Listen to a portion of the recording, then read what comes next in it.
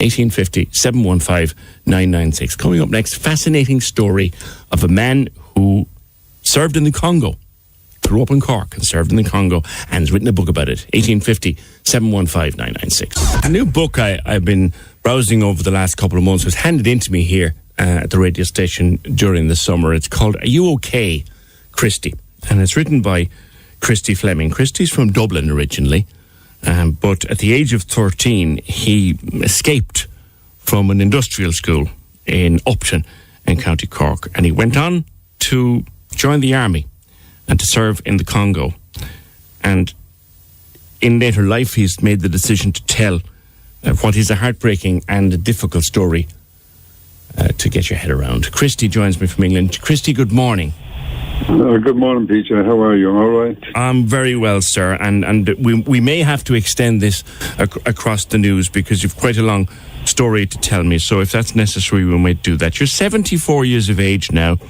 When you were 13, you broke out of the Upton Industrial School. But take me back. How did you end up there in the first place?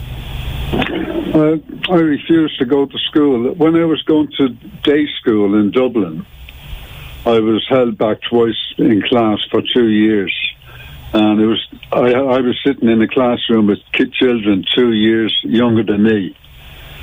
And I just couldn't see any sense to it. I wasn't going to get educated, and I just walked out. I think I was 12 years of age when I walked out of school and never went back. Was it that education just didn't work for you, or what? No, it didn't. I mean, I was being held back in a year every year was a bit ridiculous because I was put at the very back of the classroom, and I could never learn anything because I couldn't see the blackboard properly. Yes. So I was more or less just left. Yeah. They just went through the motions of having me there in the classroom. Yeah. And who then took you or sent you to Upton? Well, we had to go to court. Eventually, I kept refusing to go to school. I started doing some work instead. I sold newspapers in Dublin outside the Bank of Ireland. I've done various little jobs, messenger boy.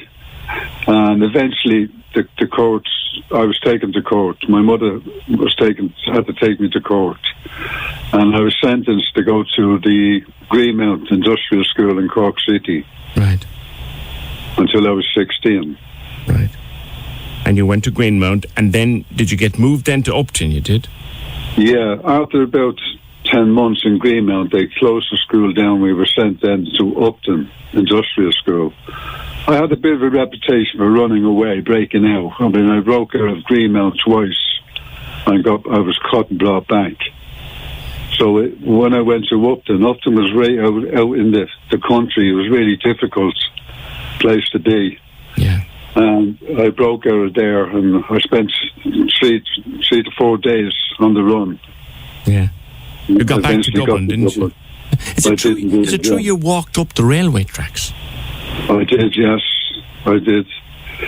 It was so scary, but because I walked at night time because during the day I could be seeing. Yes. So I slept during the day and I walked at night, and it was terrifying, but I just wanted to get to Dublin. I was so anxious to get to Dublin. You were only 13 years of age. Yeah. So you got home to your mum, and that was in Townsend Street in Dublin, and what happened then? Well, I didn't actually get home because I was at Kingsbridge Station. I believe it's called Euston Station now. Yes, it is, yeah. Well, you didn't even get to see your mum, no? No, I didn't. I was taken straight back, and I was escorted by a plainclothes policeman to put me on the train and took me back to Upton. Yeah. And what happened when you went back to Upton? Oh, it's hard to tell you. I was taken into the office, and the brother Peter was the man. The name is made up, by the way. Yeah. Brother Peter was the man who dealt with me, and he was so angry with me. And he told me to take my shoes and socks off. And when I removed him, I didn't know what he was going to do, and he just lifted his leg up and he trampled on my feet. He broke my toe, and my other foot was just started to turn blue and swell. And he just said to me, "You won't be running anywhere from now on." And that was the kind of punishment I had from him. He stamped on your bare feet. Yeah. So, and that was not a one-off. No, it certainly wasn't. No, I mean in Greenmount, I was when I came back from, I got into a fight in Greenmount. Some boy in the Greenmount threw a cup of tea into my face, and he was what they call a prefect. You had to do everything he tells you, even though he was the same as me in the school.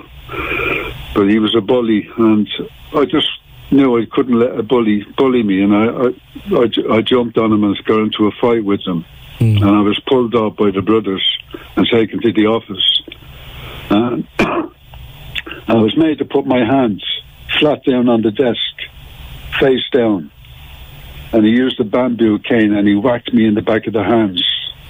All my skin broke. Feel that. And blood started coming out, and I panicked.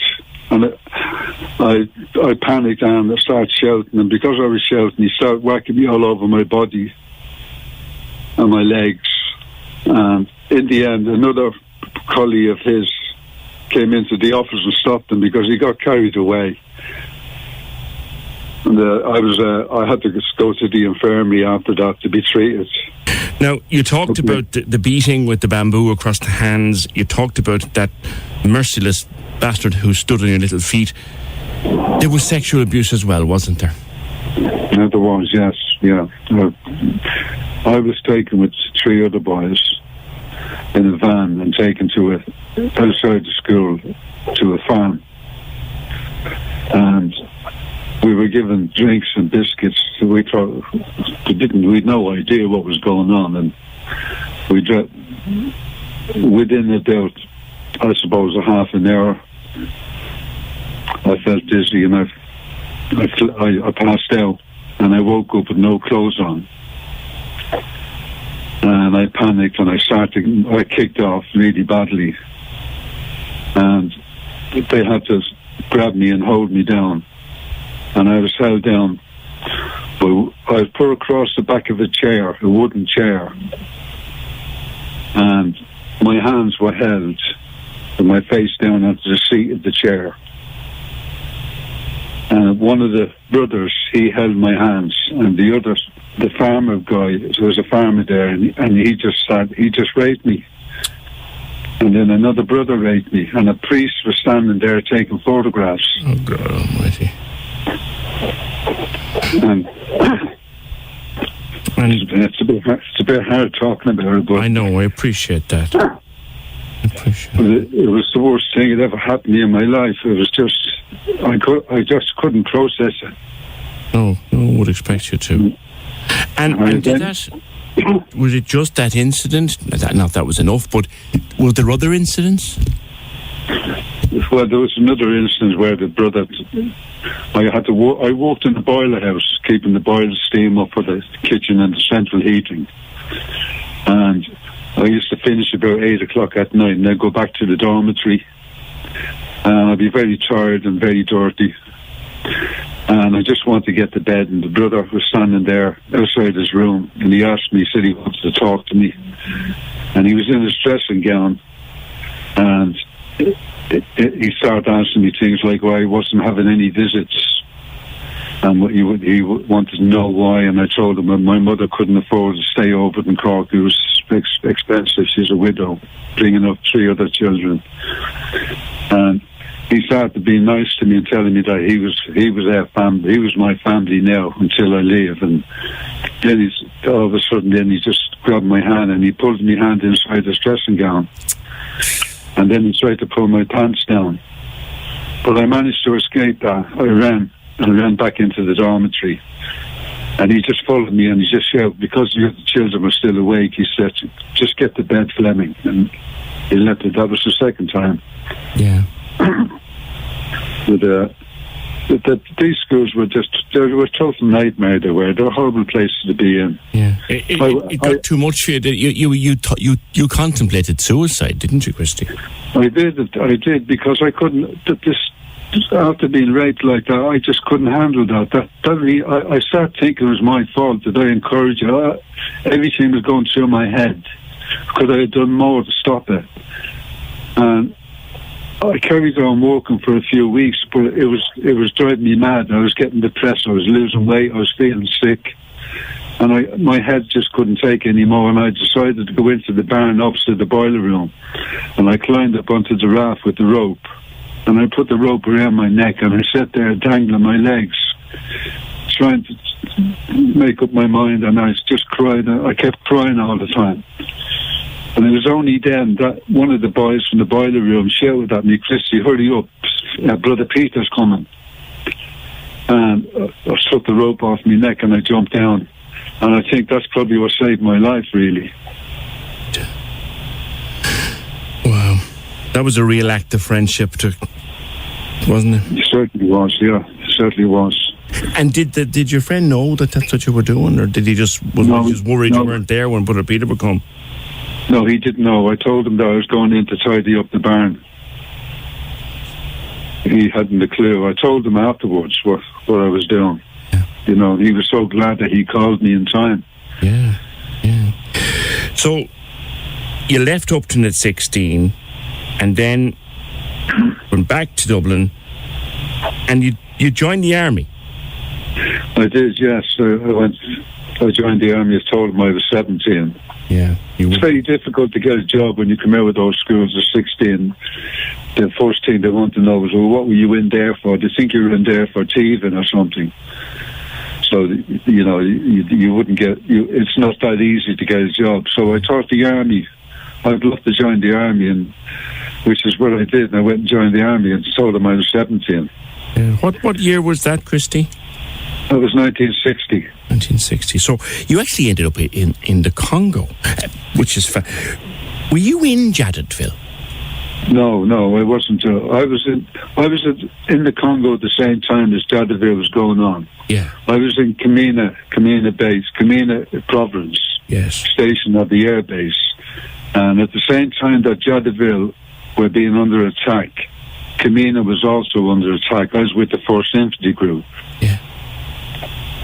I've spoken to people who were in Jadotville, and I've read, obviously everyone's seen the movie and read the books now, and what happened to young lads out there and the way they were sort of, people tried to erase them from history was appalling. But you were also under attack in Kamina. That must, 17 years of age, 18 years of age, that must have been terrifying. I was 17 then, and we were dug in then in Kamina, and we were under attack for several days. We were under ground attack and air attack, the same as Jadotville. But we managed to, Jadotville, God help them, they had a terrible time. They must have been terrified, but they did great. They were really brave men in Jadotville. And then you wanted to stay in the army, but you couldn't because of epilepsy. I mean, it was one, like, you really kind of kept having setbacks, didn't you? Oh, I did indeed. I mean, I remember in the Congo was quite harrowing to be a harrowing place to be in, particularly during the Troubles. I mean, there was a civil war going on there. And I remember thinking, you know, if I can get through the industrial schools, I can get through this. And that's actually, I did get through it, and I managed to get through the whole thing. It was a hell of an experience, but it was also a great experience. I don't regret one bit of it. Good. And you've written it all down, and there's a lot more detail than the time we have to talk. The book is, it's actually, how will I, it's hard to use this word, Christy, but I will. It's a beautiful book, because it is so honest. It is searingly honest, and it's a very upsetting book at times. But it's a beautiful book. I recommend it to anybody. A few weeks ago, I spoke to our good pal here, Seamus Kelly. You won't be aware of him, about his book. And that's why I wanted to talk to you today about yours. Christy, it's called Members of memoirs of a survivor, Christy Fleming. There's a lot more in the book than we've time to talk to Christy about. But I wish you well. I know you're in your 70s now and the health isn't great with you, but I do wish you well. Well, thank you so much, PJ. I'm obliged. Thank you. Cheers, Christy. 1850 715 996. Memoirs of a survivor. It'll cost you €15. It's worth a read.